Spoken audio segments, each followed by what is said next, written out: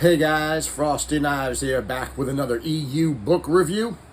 And we are on the second book in the Lando Calrissian adventure trilogy, and this is Lando Calrissian and the Flamewind of Oseon. The Flamewind of Oseon, Book 2. And all of the problems and concerns that I had in the first book, I also have in the second book. No big surprise there. This book is no worse than the first book, but is certainly no better than the first book.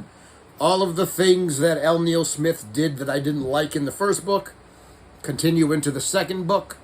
And I'm going to assume that they will continue on into the third book as well, because I think this is just the way L. Neil Smith writes.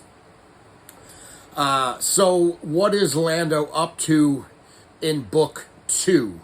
After having discovered the Mind Harp, what is he doing now? He is out in the world gambling like he is wont to do, because his biggest goal in life is to be a scoundrel. So he's out gambling, and while he's doing that, there have been attacks on his life. He's had 4 attacks on his life. 4 times someone has tried to kill Lando, either through bombing, trying to bomb the Falcon, or through other means. And so now Lando is out to try to discover, who did he piss off? Who is trying to kill him? And in the middle of all that, he gets recruited, rather forcefully, by a law officer in the Oseon who wants Lando to help him apprehend a trillionaire drug user. I'm not sure he's a dealer, but he's definitely a drug user and a trillionaire. So Lando and a couple of other people go on this plot to go apprehend and arrest this trillionaire. And in doing so, 90% of the characters in the book die. Most of them get killed off in very brutal fashions. And when Lando goes to meet this trillionaire, lo and behold, to nobody's surprise, the trillionaire is the one who's been trying to kill Lando, because the trillionaire is actually a 1,000-year-old shapeshifter. Roker Gepta, who's a 1,000-year-old shapeshifter and the last sorcerer of Tund. And Lando escapes. That's pretty much the whole story. He finds out who's been killing him, and the Flamewind of Oseon, just so we cover all of our bases, is apparently a solar or a space phenomenon that happens once a year in the system. It wrecks hell with the navigational computers of all the starships trying to fly through the system, and it also makes space look very, very pretty. So that's what the Flamewind is, and that's essentially book 2. Which coincidentally is the same score I gave it on Goodreads, same score I gave the first novel.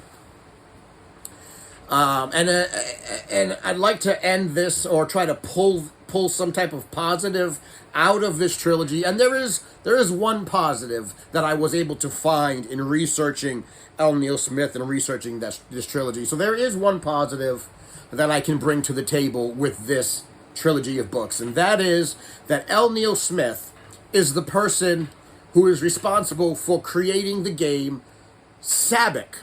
So he is the first one, I believed, to call it Sabak, to explain the rules of the game, to explain the cards of the game, how you win, how you lose, how you play the game. He is the one who is credited with fleshing out this game. Which subsequently, when the EU then relaunches with Timothy Zahn and the further books, they take Sabak from here, and they bring it into the expanded universe, and they make it more prominent, and then obviously Disney then takes Sabak and canonizes it in their canon. So this is L. Neil Smith's contribution to the EU. Was he is responsible for Sabak, and that's a pretty good contribution. I mean, the books are mostly forgettable. All of these books are mostly forgettable, but he was able to create something that did live on, and lived on through the rest of the EU and beyond. He did create this card game, and so that is his credit. That is the positive. That is his big mark and stamp on the EU, and that's not a bad thing.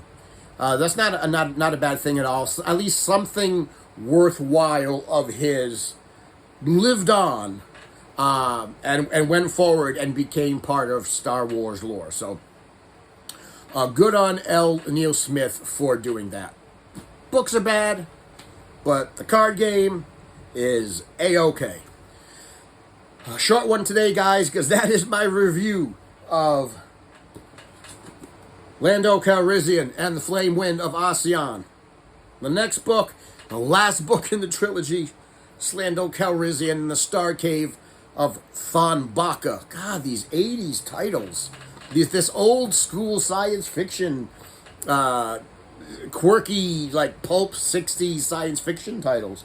So that's my next and last review of the trilogy, and then we can move on to other books. So guys, that's my review.